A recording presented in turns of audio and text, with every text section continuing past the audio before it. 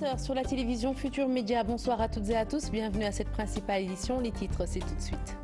Affaire Khalifa Sall, Macky Sall brise le silence et lance des piques au maire de Dakar. Une sortie désapprouvée par de nombreux observateurs, notamment Youssou Mbow du PS et Ndiogou Sarr, enseignant en droit public. Selon ces derniers, le chef de l'État aurait pu faire l'économie de cette déclaration qui ne peut en aucun cas entraver la marche de la justice. Tout le contraire d'Ousseynou Kassé de l'APR qui défend son leader becs et ongles et salue sa prise de position.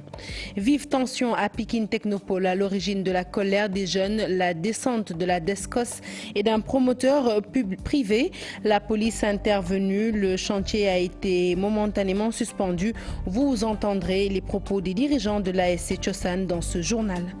L'arrêt du ferry de Farafenni intrigue les transporteurs. Ces derniers se désolent du fait qu'une voie de contournement leur soit désormais imposée sans discussion au préalable. Ils réclament des concertations. Le regroupement des transporteurs de proximité réagit dans ce journal. Journée mondiale de la consommation au Sénégal, les consommateurs se plaignent de la hausse des prix et demandent à l'État d'alléger leurs souffrances dues à des fins de mois difficiles. SOS Consommateurs, une des associations qui porte le combat, a profité de cette journée pour appeler les citoyens à s'impliquer davantage au profit de la connaissance de leurs droits, mais aussi de leurs devoirs. L'invité du 20h, il s'agit de Frédéric Elbar, candidat indépendant à la députation des Français à l'étranger. Il est interrogé par Mamadou Ibrakan. Une interview à suivre comme d'habitude après cette édition. Voilà pour les titres. Le développement à présent.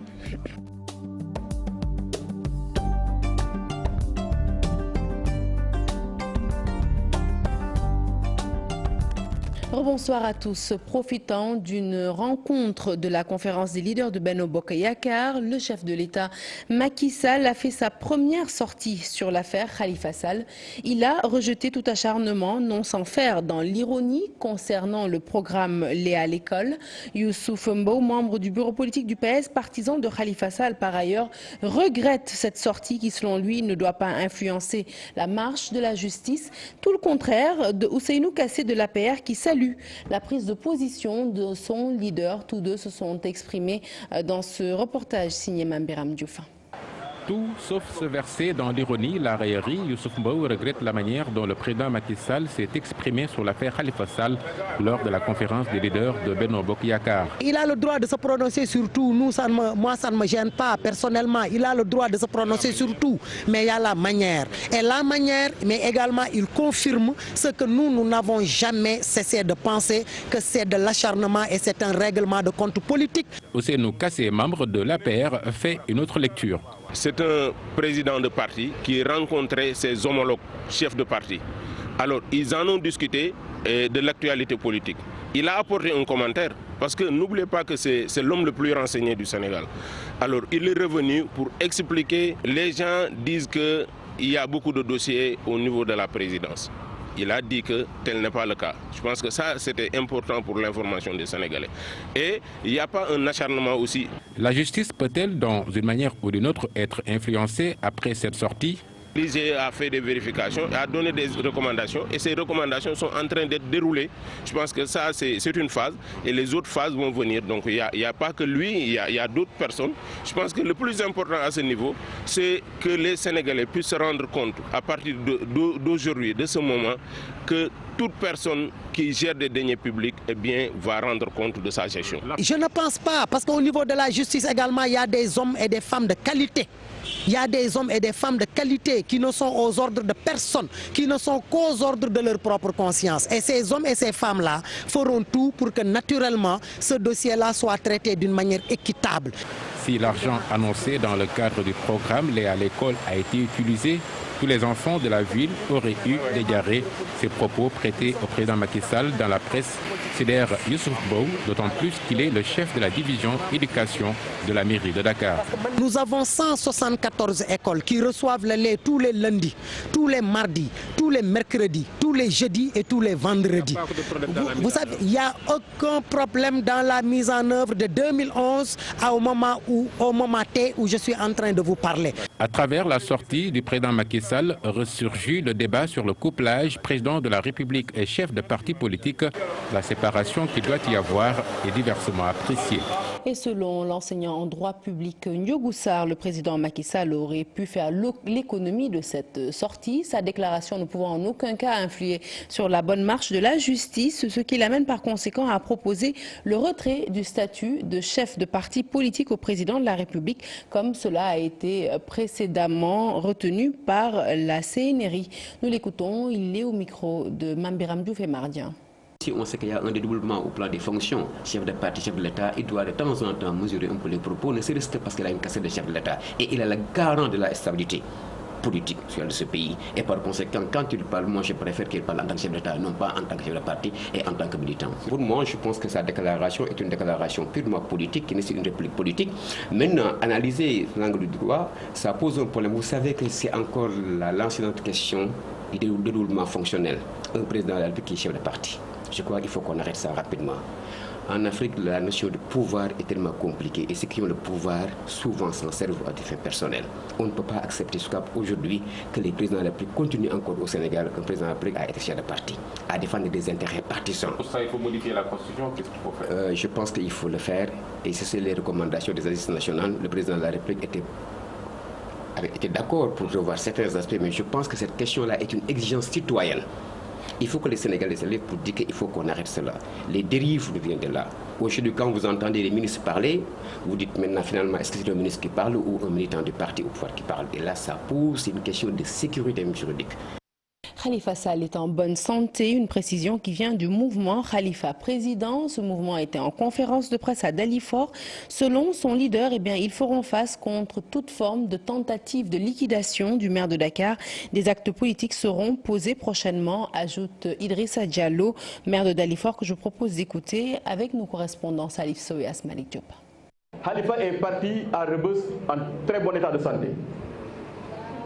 Alors, tout ce qui peut arriver à Khalifa, à Rebeuss, Macky Sall sera pris comme responsable.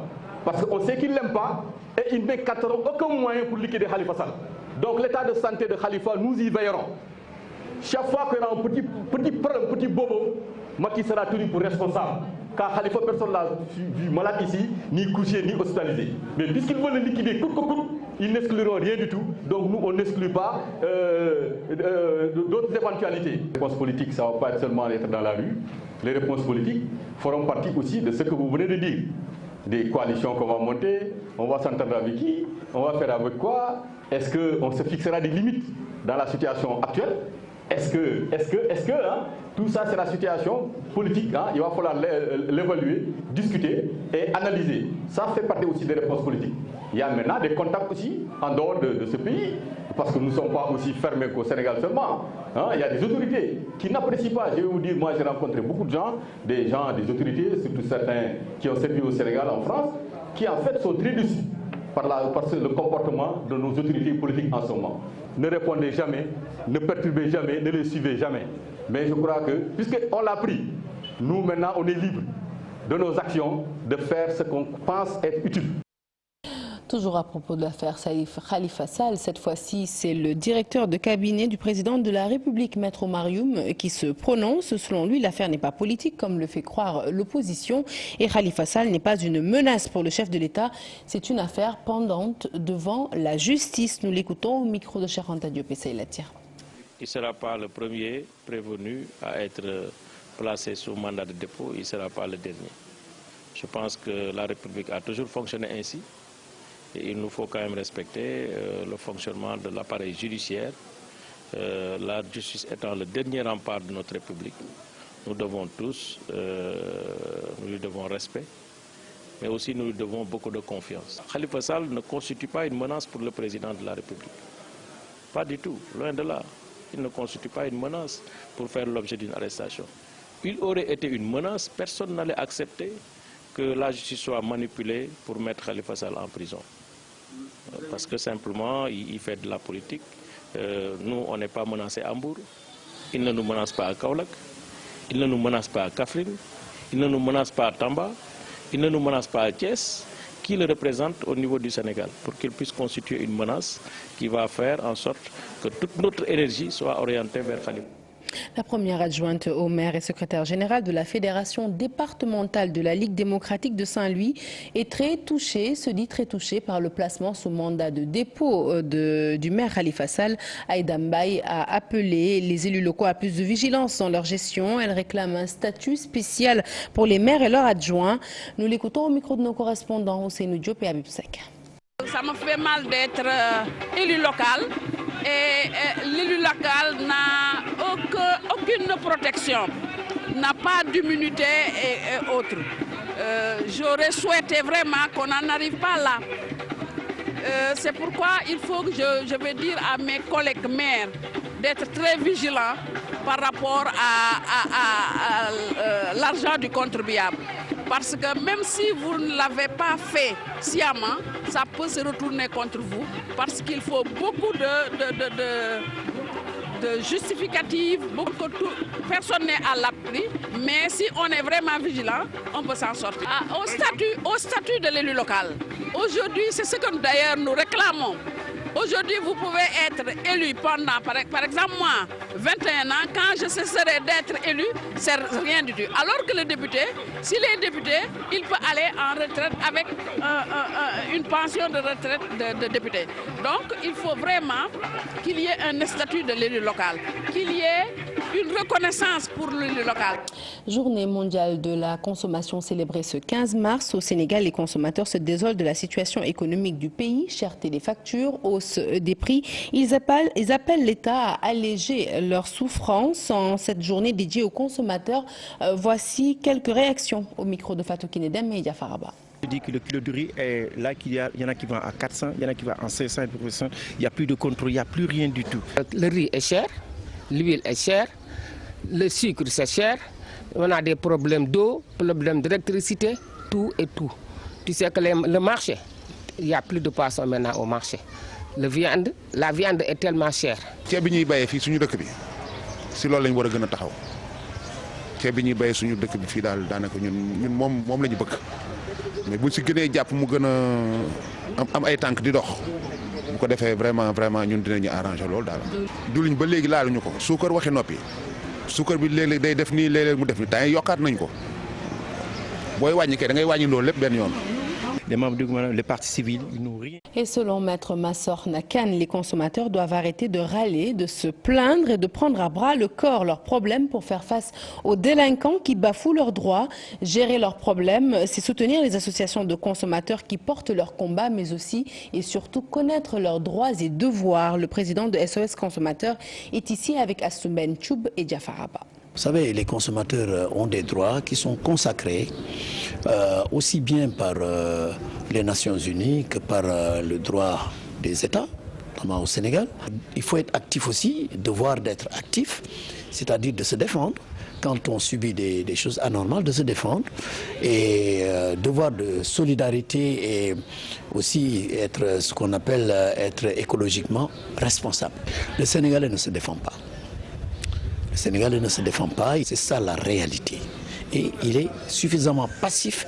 Et ça, ceux qui violent leurs droits le savent tellement que quand il y a une anomalie, bon, ils se disent les gens vont râler pendant quelques jours et ensuite chacun va se débrouiller. C'est ce qui arrive.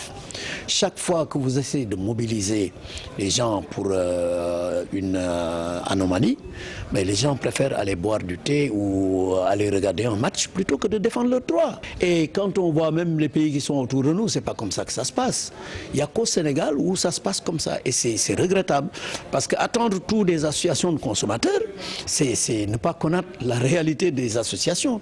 Nous n'avons aucun moyen. L'État ne nous donne pas de subventions, l'État ne donne aucun moyen, alors que ce que nous faisons, c'est une mission de service public. Et en cette journée dédiée à la consommation dans le monde, focus sur un fait de société dans la capitale. Vous l'avez certainement remarqué, à chaque coin de rue, des commerces d'aliments sont installés. Alors à certaines heures de la journée, habituellement de 16h à 20h, il y a une forte affluence dans certains points de vente, les clients appréciant les produits vendus. Mais ils expliquent que la floraison de ces commerces est due tout simplement à une conjoncture économique difficile. Aminata Mbaresso les a rencontrés. Reportage. Au Sénégal, ce petit commerce est très prisé. À chaque coin de rue, des dames, à côté d'elles, des marmites remplies d'amuse-bouches. Elles vendent du pain fataya, du pain akara, des sandwichs, entre autres. J'ai commencé la vente il y a 2 mois.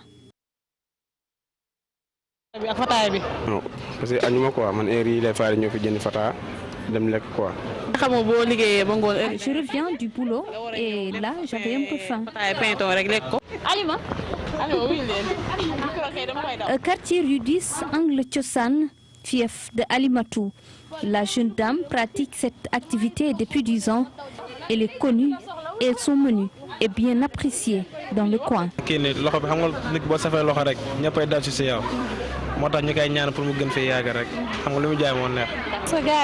Je suis là de 16h à 0h.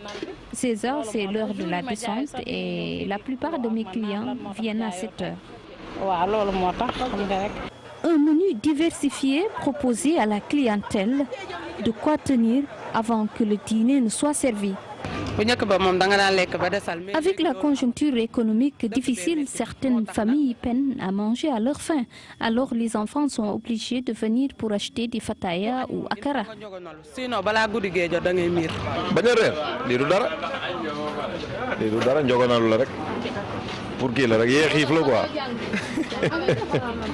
L'image est fréquente dans la capitale sénégalaise.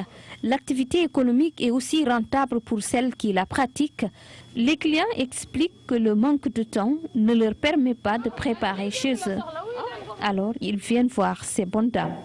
Amina Mbaresso, merci. Je vous l'annonçais en titre, vive tension à Pikine Technopole ce matin. Les jeunes de l'ASC du quartier ont déversé leur colère dans la rue.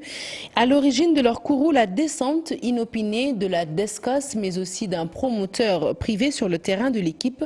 La police est intervenue à temps et le chantier a été momentanément suspendu. Je vous propose d'écouter les propos des dirigeants de l'ASC Tiosan. Ils ont été recueillis par Salisso et Asmali Diop. Grande surprise, ce matin, on s'est réveillé, on a vu que la DESCOS avec des ouvriers était de passage donc au niveau de ce terrain pour commencer des constructions. Et je rappelle que depuis le terrassement de ce site, l'ASC Tiosan a initié des démarches avec toutes les autorités de ce pays pour faire valoir le droit de la jeunesse à son épanouissement. Le préfet d'alors, Mme Viviane, avec toutes les autorités compétentes, avait demandé à toutes les parties de rester sur leur position jusqu'à ce que solutions viables et pérennes soient trouvées. Donc à notre grande surprise, on voit des travaux qui démarrent donc au niveau de ce terrain-là, alors que l'ASC Tiosan l'occupait valablement. Donc nous, de façon spontanée, la population est venue réclamer son droit. Ce terrain-là existe depuis 1974, avant l'avènement des communes d'arrondissement qui sont créées en 1996. Donc, il y avait un projet de terrain de foot, caserne sapeur, depuis l'avènement de Daour et de Pape Gorecham. Donc on a morcelé ce site. Mais on n'avait pas réservé un espace pour les jeunes, c'est-à-dire un terrain de sport. Donc ce terrain-là, de Guinaouraï, Taliboumak, tout le monde s'entraîne ici. Donc les gens viennent aujourd'hui pour nous déloger. Donc administrativement, ils nous demandent des papiers. Mais légalement, ce terrain-là existe. Parce que l'ASC existe depuis 1974, avant l'avènement des communes d'arrondissement qui ont morcelé ce terrain. Donc nous demandons aux autorités de réagir au plus vite. Nous ne demandons pas de rester ici éternellement, mais si nous trouvons un autre terrain, on peut se déplacer. L'arrêt du ferry de Farafenni intrigue les transporteurs. Ces derniers se désolent du fait qu'une voie de contournement leur soit désormais imposée sans discussion au préalable. Ils réclament des concertations avec l'État. Le regroupement des transporteurs de proximité a réagi dans ce reportage. Il est signé Lissa Prera. L'arrêt annoncé du bac de Farafenni ne semble pas inquiéter outre mesure certains transporteurs. Ceux habitués du trajet Dakar-Ziguinchor disent ne pas être saisis officiellement par les autorités de cette mesure. On a entendu à travers les médias des gens qui disaient qu'il y aura l'arrêt de la traversée de la Gambie, de Farafenni, pour 30 mois. Mais ça concerne à ceux qui l'ont dit. Nous, en ce qui nous concerne, c'est de continuer à traverser la transgambienne. Maintenant, ce que je vous dis, il n'y aura pas d'arrêt. Il y a peut-être un peu de manquement au niveau du bac. On sait parce que nous traversons tous les jours pour aller en Casamance. Le président Macky Sall a annoncé qu'il va appuyer le président gambien pour qu'il avoir un bon bac en attendant qu'on continue le travail du pont. Le travail est là-bas pendant 2 ans et ça ne nous empêchera pas de traverser la Transgambie.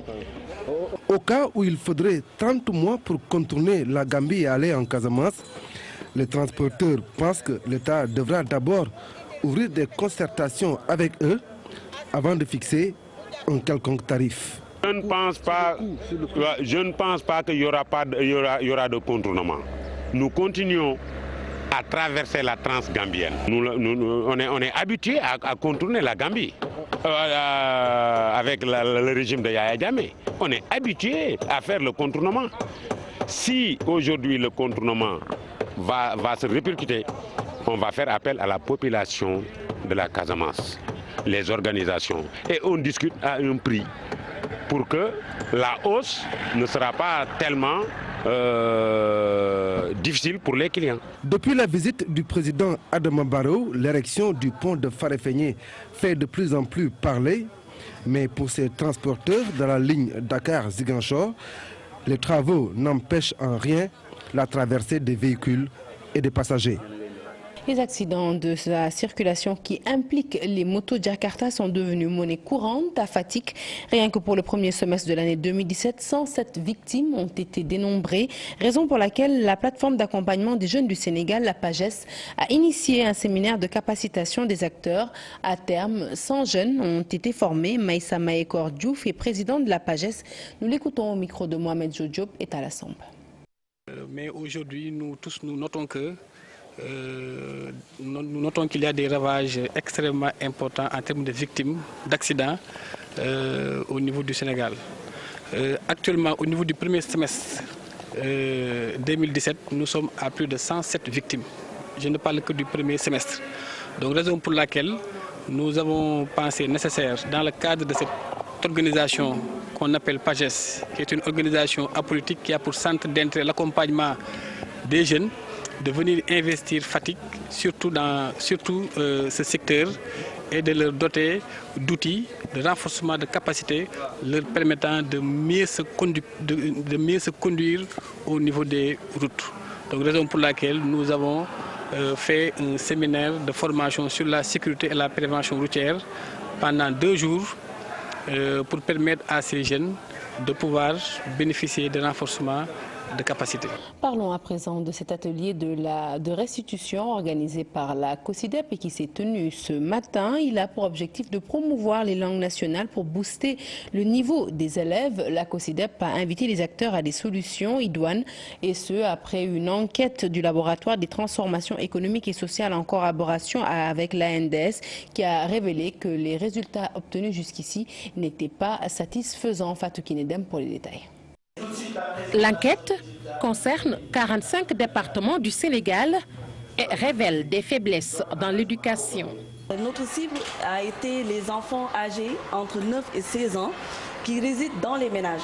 Donc que l'enfant fréquente un lieu d'apprentissage ou non, le lieu d'apprentissage peut être une école formelle comme on connaît, peut être aussi un dara, un atelier de métier, quel que soit l'apprentissage suivi par l'enfant, ou que l'enfant ne soit dans aucun lieu d'apprentissage, nous testons l'enfant en lecture, en mathématiques et en culture générale, en arabe ou en français selon le choix de l'enfant. Nous savons tous qu'aujourd'hui nos enfants ne lisent pas parce que nos parents aujourd'hui ne sont pas outillés pour apprendre la lecture aux enfants. Avec le développement de cette technologie que nous vivons aujourd'hui, il est plus facile que les gens utilisent le portable par des SMS plutôt que de prononcer une phrase correcte. Les ménages ont une part de responsabilité sur la baisse de niveau des élèves. Il y a le niveau de vie des parents, il y a l'environnement scolaire, il y a aussi l'analphabétisme des parents. Tout ça, cela contribue aussi à un non-encadrement au niveau et un suivi à la maison. Une formation pratique parmi les solutions préconisées. La COSIDEP pour la promotion des langues nationales un moyen qui, à coup sûr, pourrait aider à l'apprentissage.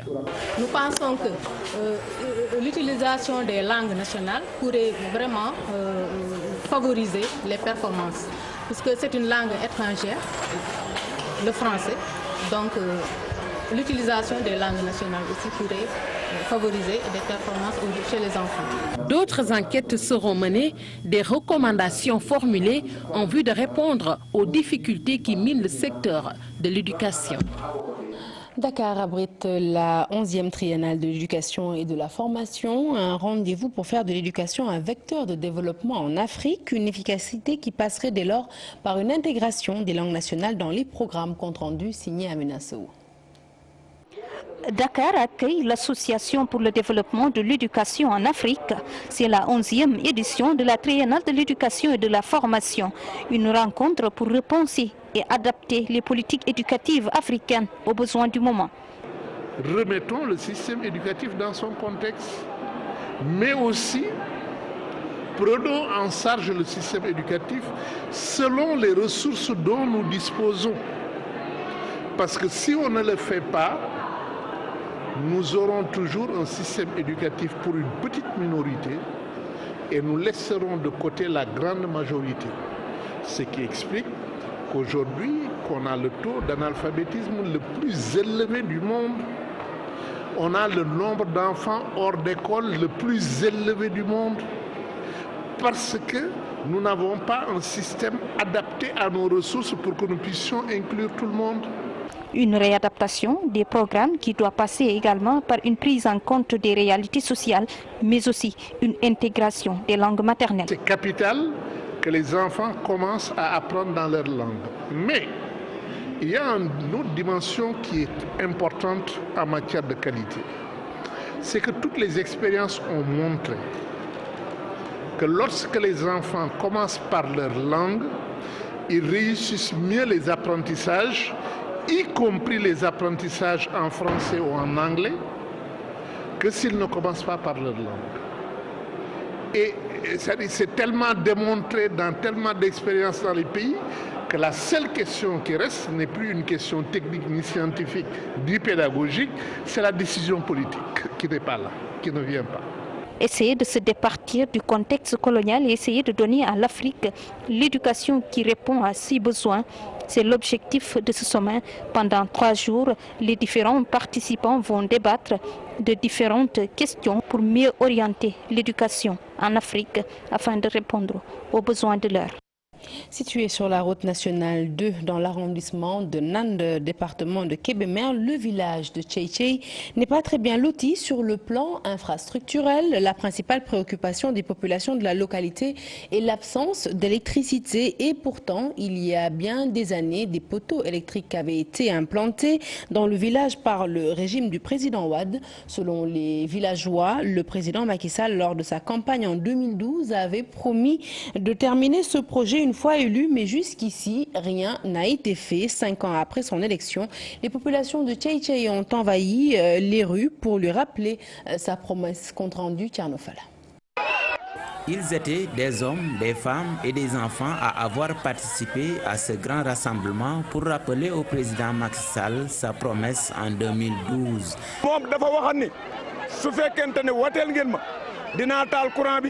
dinaa fi def forage boo xam ne jigéen ñi dañ fi rool seen noor ak nawet boobu suñu jonne tey ji fii la taxawee di ko wax la mu noo xam defu ko nag. En effet, la localité avait bénéficié d'un projet d'électrification avec le gouvernement de Wade qui avait entamé les travaux. Mais aujourd'hui, ça fait 5 ans et les populations continuent de vivre dans l'obscurité. nañu ne taalal suñu courant bii la bëgg ñu defal na ko. dëkk bi amul sécurité boo fi wàccee guddi doo ñemee dugg ci dëkk bi ndax ñàkk courant ndaxub lëndëm. Par ailleurs, les femmes du village de Tchétché sont aussi confrontées à d'autres problèmes liés à la santé et au manque de financement. bu ñuy faju dañuy dox ba sonn fii sax doom juddoo na fi tali bii ay doom juddoo na ci kaw tali bii te Tchétché defe naa ni tuuti boo xoolee tali bii kolli fi ne ñoo koy ràbb nga dugg ci kër yi ñu ngi yor ay dorab di ñaw waaye musuñoo gis kenn ku yëkkati dara ni jigéenu Cey nan leen jox lii ñu dimbali ko pour ñu mën a soqali ko ëllëg amu fi. Face à cette situation, les villageois menacent de sanctionner le gouvernement de Macky Sall lors des prochaines élections. dañu ko xamal ni ko suñ carte de santé bi jigéen ñi nee na ñor na leen su ko defarul bu wote baakat dinañ am fuñ féete ndax nit boo ko nee dinaa la defal mu yaakaar la woteel la 100% defe naa soo demee ba gestuwaat war ngaa gestuwaat doomu aadama yi.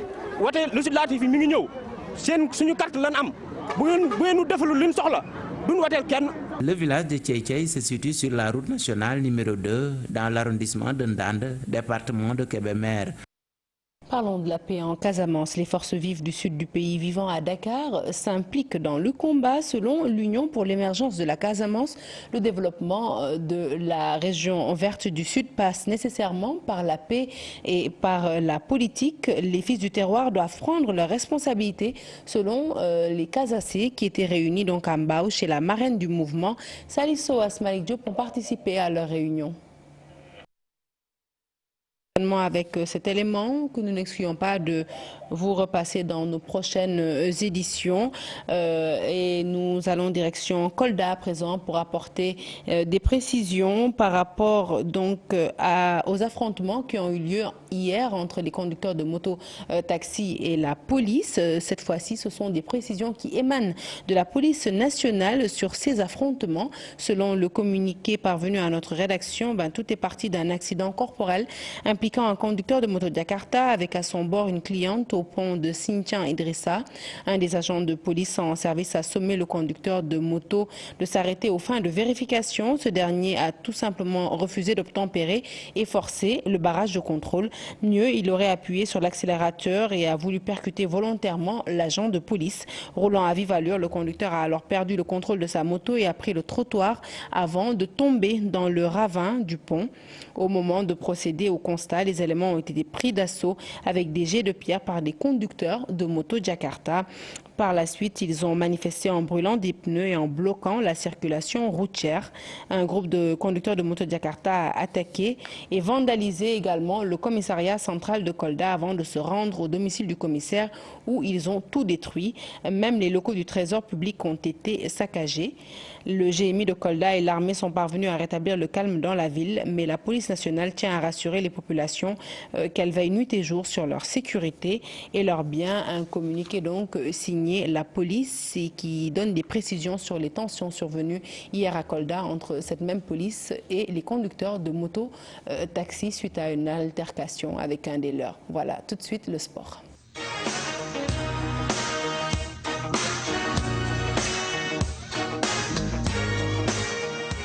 J'espère que nous ouvrons naturellement avec l'équipe nationale du football U20 qui connaît désormais ses adversaires de poule à la Coupe du Monde de la catégorie 2017.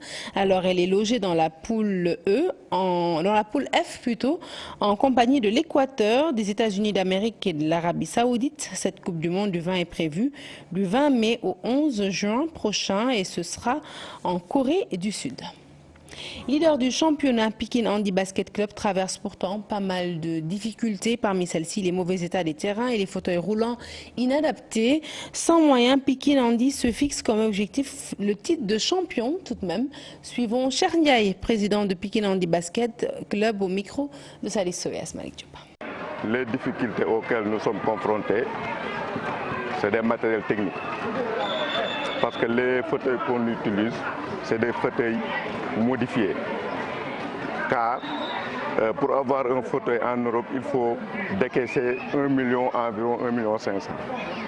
Maintenant, c'est des fauteuils qu'on a modifiés ici au Sénégal. Donc nous avons des problèmes de fauteuils. Nous avons également un problème de terrain. Tout ça, c'est des difficultés. Mais malgré toutes ces difficultés, on parvient à s'en sortir car nous sommes actuellement leaders du championnat. Si on reçoit la subvention de la mairie plus l'appui du DG de l'ARTP, ça va nous soulager. Vous aurez le championnat. Inch'Allah, ça c'est C'est la fin de cette édition que je suis ravie de vous avoir présentée. Prochain rendez-vous de l'information, le tout en image à 0h. L'info qui se poursuit sur votre site www.igfm.sn. Tout de suite, l'invité du 20h. Je vous rappelle que Mamadou Ibra Kane reçoit M. Frédéric Elbar, candidat indépendant à la députation des Français à l'étranger. Excellente suite de programme sur TFM. Excellente soirée. À demain.